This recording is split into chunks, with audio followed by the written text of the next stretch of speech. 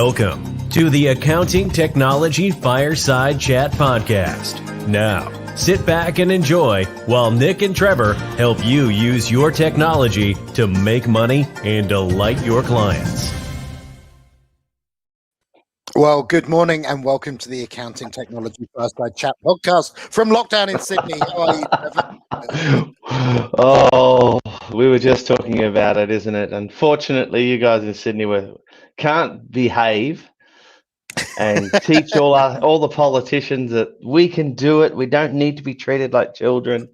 Yeah, we need to be treated like children. Devastated. Yeah, so the news is today, the government, which is really bad at leaking stuff to the media, they haven't done very much, has leaked to the media that we've got another week of lockdown coming up. Yeah, we know. We've heard all about it. We're like cussing. I can't tell you. There's this whole thing of disappointment. There's a little bit of smugness. You guys are in it again. Rah, rah. But, oh, gosh. I wish we... Anyway, it is what it is. This is the world as we know it today. So we just keep on keeping on, isn't it? It is, absolutely. So we're going to talk about a fun thing today. Well, not so much fun. We're going to talk about, is your data safe? And the reason I'm going to talk about that today, and I've got a little news article in front of me. So what happened this week was when you engage what you call your IT guy or what we call a managed service provider to look after your IT, in order for them to scale and look after lots of customers, they use something called a remote monitoring and management tool, or RMM. And that allows them to update your machines, patch your machines, set some policy, remote control when something goes wrong. That kind of stuff. Yeah. And one of the vendors of that, there's a bunch of different vendors, but one of them is a company called Kaseya. And this week, Kaseya got hit globally with a ransomware attack, which didn't hit Kaseya, it hit all of the end customers of those managed service providers. So in Australia, we think about 300 customer sites and at least 5 Australian managed service providers have been hit. And the guys asking for the ransomware are asking for a simple amount of money of $70 million to decrypt the victims. And they think the insurance company will probably pay it. Of Kaseya? Yeah. So it's the victims. Not the victims. The victims of Kaseya's customers. So Kaseya sells to IT companies who then use this to deliver solutions to the end customer. And there's thousands of them with all their data encrypted post this ransomware attack. For $70 million, you'd think you'd get a couple of SWAT teams and head on down somewhere to go find them. Yeah, didn't Interpol and the Dutch police at a conference I was at say that they can break, they've got all the codes for all these ransomware? Yeah, and they don't. I mean, it doesn't work that way. They've got codes for some of the common ones, but this is a new one. Yeah. So Kaseya is saying it's not that bad because there's 36,000 customers, they're using them. But here's the interesting trick. It's only the IT providers who are what we call legacy. It's only the ones with on-premises stuff. The old servers in racks who've been hit by this. Anybody using the cloud platform was ever at risk. No one using the cloud platform was at risk. And I thought we'd talk about that because I've had lots of chats over the years with accountants who seem to be of the feeling that if it's on my server in my office, it's more secure than if it's somewhere in the cloud. And I think we've got to bust that myth, right? It's not just accountants, Nick. It's everybody. I'm having these discussions, now that I'm not only dealing with all the accountants out there, and we went through this for 10 years and trying to go through these things, and now I'm out with business, and business have that same concept. And unfortunately, the IT providers are telling them this. They are. Do you know why? They're scaring the shit out of them. They're saying, don't put it in the cloud. It's not safe. It's not this. It's not that, Do you know why? Because they want to play with boxes. No, sell you boxes. No, they want to sell you boxes. So there's far more money for so we used to say when you're a traditional IT provider, right? So you sell customers boxes and implementation and that kind of stuff. You need about 100 customers to keep your business kind of floating and alive. If you're in the world of cloud, you need 1,000 customers. Yeah. Because you make 1/10 of the revenue, but it's good. You should be making 1/10 of the revenue. It makes sense. But these guys are so desperate to hold on to things, they end up putting their customers at risk. Yeah, yeah, and when we say boxes, that we're talking about margin on servers and Yep. margin on, and then maintaining the server, and making sure Installing it the doesn't get server hacked, and doing all these sort of things, and it seems to fly in. It seems to defeat the whole purpose. But Is it what kind you're of telling me. it is. There's this thought that it's better, and I'm just reading the comments on this article, and there's only one comment on it, and then one of the guys says it's very disingenuous of them to say their cloud isn't affected when the same patch as on-prem is being applied to their cloud. Well, their cloud wasn't affected. Mm. Right, so it's not disingenuous. It's the truth. But there's another. This is in an IT provider magazine, right? And so there's another IT provider still pushing the same stuff because they've got stuck in their head that you don't want to go to cloud, and yet. I've got a friend who runs a little IT provider, and I was helping him out a year ago move to the cloud, and he thinks business has never been better. He thinks it's awesome. He's so pleased he did it. But Yeah. that's a drop in the ocean. There's still ones peddling servers and infrastructure and hardware when the ones you should be talking to are the ones who stop doing it. And there's one other thing. What do you know about ransomware? Well, as I said to you, I think Interpol and all that they were telling us at the conference that they've worked out all the codes and all of those sort of things. Yeah. But I don't think it's that. What is it? I think it's some sort of virus or lock that they put on your computer, and you've got to pay money. You've got to pay a ransom for them to unlock it.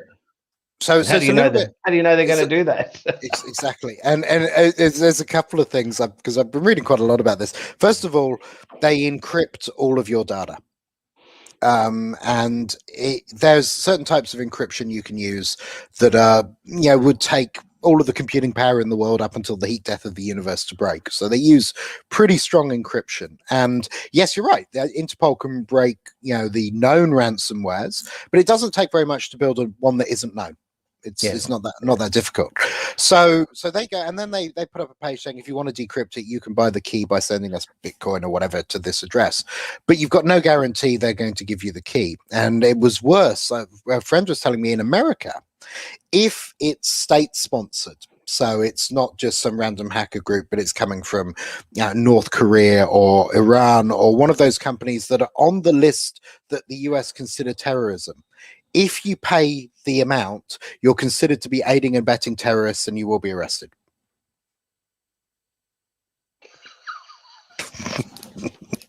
I'm sorry. This is madness. It is. It is. So like you said last week, Microsoft provide a ransomware guarantee. How do they do that? How do they provide that guarantee? Yeah. So I'm gonna look it up.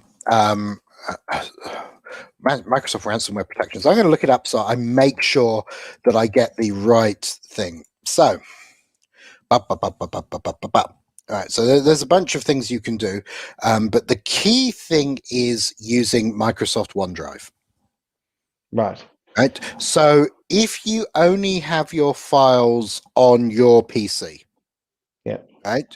If somebody puts ransomware on there, your file's encrypted and you're stuffed. Yeah. If you're saving all your files on OneDrive, when ransomware occurs, because OneDrive versions all of your files, right? All Microsoft have to do is go back to the previous version, and there's no ransomware in the file, and your file's fine. So that's why they offer you ransomware protection. They have OneDrive has built-in, and this is honestly, this is for Office 365, but really this is free as well. So if you're using just the free stuff at home, you can use the built-in ransomware detection and recovery and versioning, right? So it's really cool. It's never gonna, like, the guys building this Casio, was it? That's right. Kaseya. The guys building that have got to be smart, right? They've got to be they've got to have protections in there. Who's saying some very smart guy from North Korea or wherever is going to come in and get into Microsoft? So it's a matter of economies of scale and size, right? Kaseya say they've got 30,000 customers. Microsoft have in excess of 2.5 billion. Right. So if you look at the scale and size, so where Kaseya put one guy looking at security, right? And I'm not saying because they have one guy looking at security, I'm sure they've got a lot more, right? They're not a small company. Microsoft have hundreds.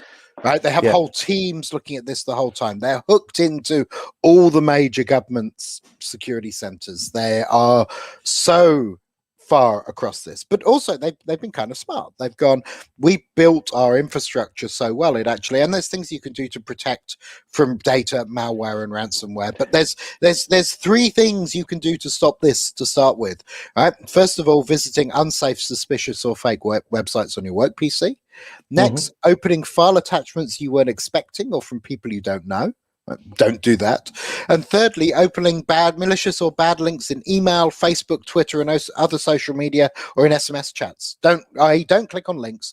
Don't download and open stuff that you don't know. But this is different, right? They've got in through the application called Kaseyo, and they're not. Are they locking? Are they encrypting the client servers? Or they encrypting. Kaseya is evil. Well, it's not evil. It's a really cool tool. But you'll install a Kaseya agent on every PC or device that you want to manage. Yeah. So when you phone your IT provider and say, I've got a problem with my PC, they'll say, no worries, Trev, I'll remote in and fix it. That's because their software is running on your PC. Right? Yeah. When you get in through something like Kaseya, it means they can really quickly deliver ransomware to your device. Really efficiently. You don't have to click on anything. COVID's got nothing on this stuff, eh? It's actually quite cool, right? And interestingly, you ransomware infections can sit in your PC for years, and then suddenly on one date it encrypts all your files and you're done. And it would have been there for ages, so there's no way of tracking where it came from. It just sits there until a certain date where it encrypts everybody. So how do I know my IT provider wasn't using Kaseyo, and how do I know? So when you say they're getting into on-prem, so if I use an IT provider, but I've got all my emails and I've got all my documents in the cloud and I've got my OneDrive. So here's the important thing here. Your IT provider is not running Microsoft Office 365. Microsoft is running Office 365.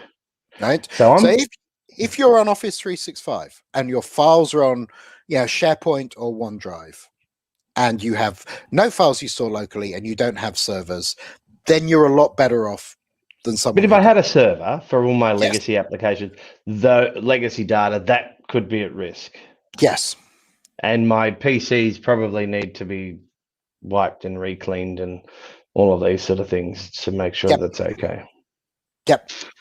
How do I go search on my computer to see what my IT provider is using as an agent? That's an interesting question. You can see what's running, but you need a little bit of knowledge to understand what they're using. So I'd ask them. I'd give them a call and say, hey, what are you using for your remote management and monitoring tool? Will do. Because I think it's an interesting question to ask, so you can see what's going on. So finally, with ransomware, people will pay, right? So you'll go and pay these guys, and you won't get money. In Australia, you can go to something called the ScamWatch website, which is scamwatch.gov.au. And that's where you can actually subscribe for email alerts on scams, including ransomware, et cetera, et cetera. So there's a whole lot of resources and people you can talk to there. So writing that down. That's an important one. Scamwatch.com.au. .gov.au. .gov. Thank you. So when was the last time you heard anybody paying Bitcoin to a ransomware provider? Yeah, quite often. It's quite common. Yeah. I hadn't heard it before until a couple of weeks ago. Yeah, I've heard of also people paying Bitcoin and then not getting their files unlocked.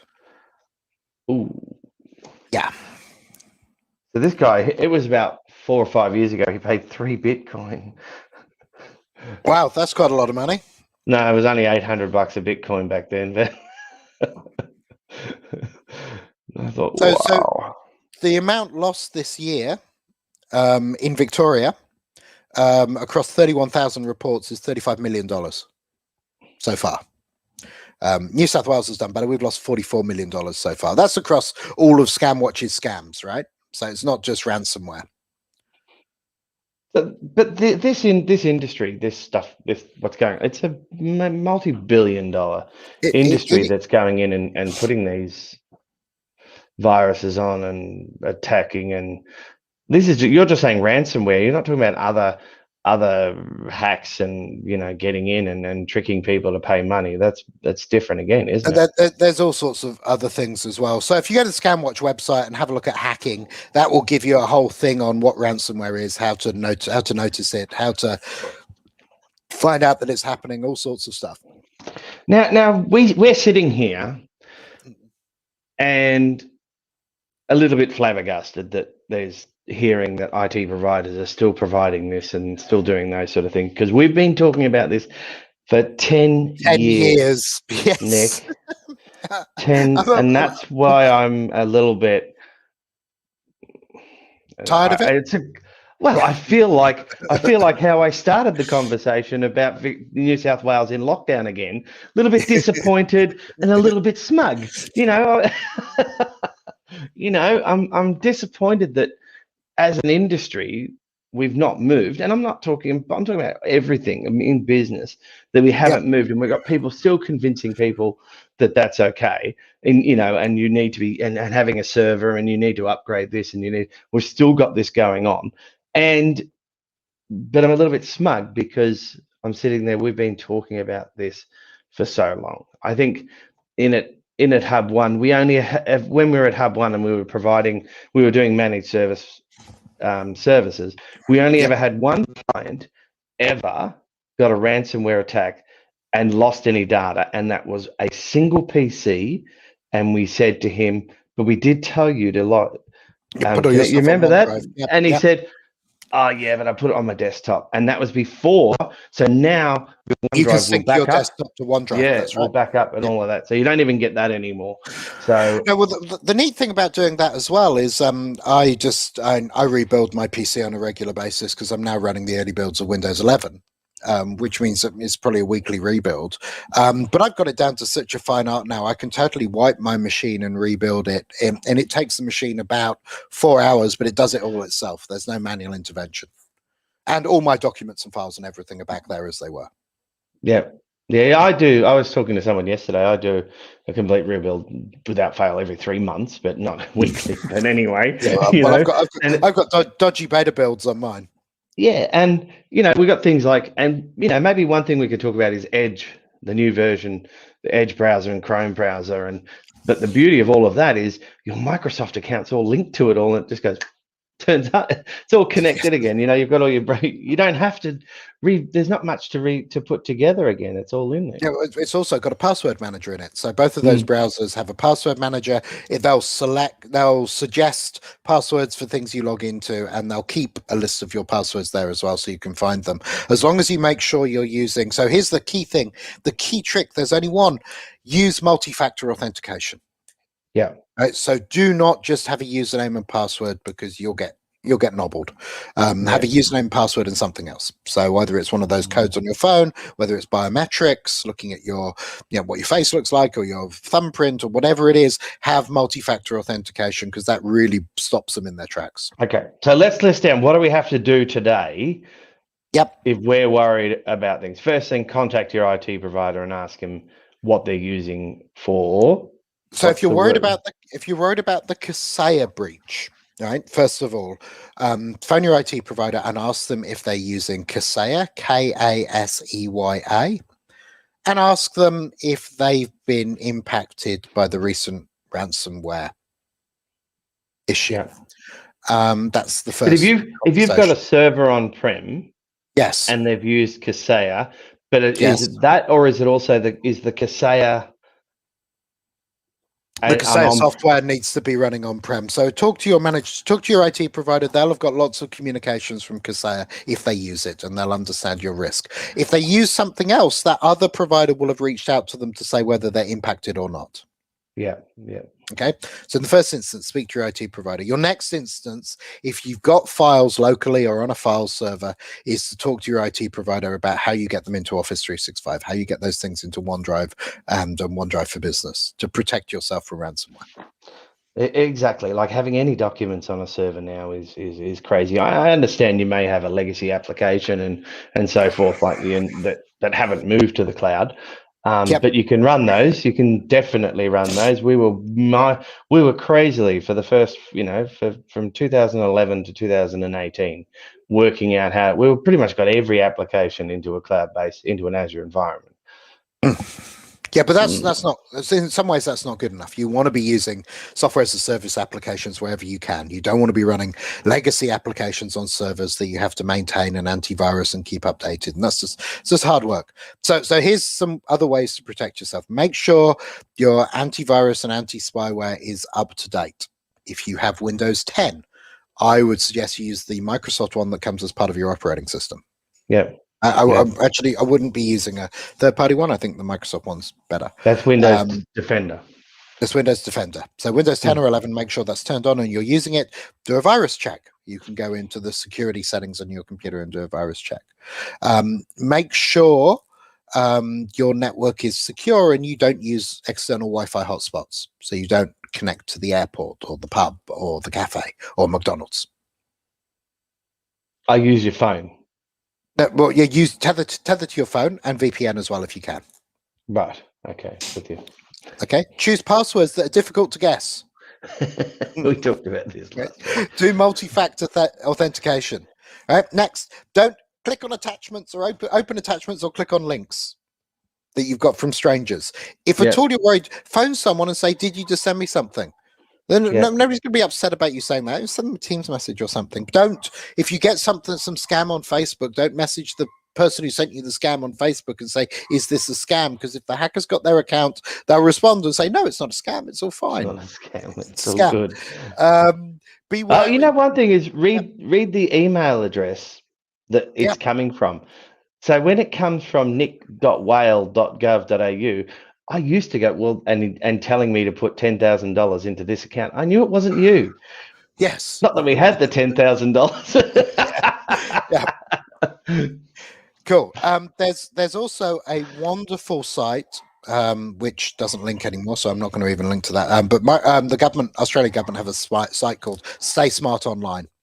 So if you Google Stay Smart Online, that will help you do those kind of things. There are scams you can report. You can report to the ACCC. So that scamwatch.gov.au is somewhere to go and have a look and just read and get yourself educated. You can't, as a director of a company, you can't say this is my IT person's problem. It's not, it's yours. So you need to educate yourself on it. Excellent. Now in India, awesome. Here's my scam of the week. In India, they've got fake vaccine centers where they're injecting people with saline and taking their money.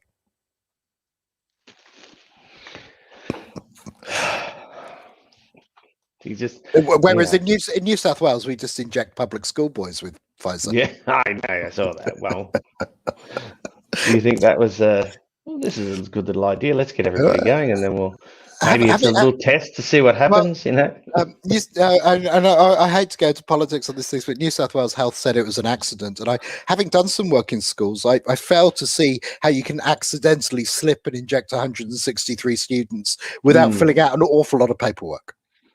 Yeah, that's right. Something's going on. For a start, they must have got permission slips from all of the parents. Every single one of them. Yeah, we could go on and on. But anyway, I'm not gonna dive into conspiracies. I'll let other people do. That's not what this is for. But anyway, is your data safe? Welcome back. Welcome back to the conspiracy theories, Nick. I haven't heard you talk about those for a while. Well, they're a little bit less. You know all that Q stuff's going on, which is stupid. It's not as cool to be into conspiracy theories. I'm not anymore. Love it. It's all a bit dodgy. It's reached mainstream, so I'm out of there. I'll think of something else next. But think of something else to have fun with. Yeah. Running around with a tinfoil hat on your head in the backyard is just, the neighbours look. IT security is my thing at the moment, so be careful with your files. It's a ransomware attack. I've been into organisations after one. And way after one. So we had a couple of companies who had one a few years ago that we picked up, a couple of years later after they got rid of their IT provider, funnily. And their business is so devastated. You see, thousands and thousands of files, all their history, photos, all sorts of business data lost because of a ransomware attack. Yeah. And I think it's the same as, when our building fell over. So our office that we worked in collapsed, and we were fine because we were in the cloud. But in the same building was a financial planner, and he had all of his records on paper in his office and lost all of it. And that was devastating to his business. But if you've got all of your data electronically, a ransomware attack's just as bad. So you've got to protect for it. Fire, so, isn't it? Yeah. Cool. So your insurance policies have changed now from rebuild your documents to cyber security. Absolutely. Insurance And you need to look at all over that. Yeah, and when you go now and apply for a cyber policy, the insurance company is going to check you've done the right thing. They're not just going to give you an insurance policy. You have to go through a checklist, which will involve multi-factor authentication. Are you clicking on links? Do you have the right security systems in place? Have you got stuff in the cloud? Have you got ransomware protection? Yes, that's like saying, do you play in your office with matches? Yes. No, bad. Do not play in your office with matches.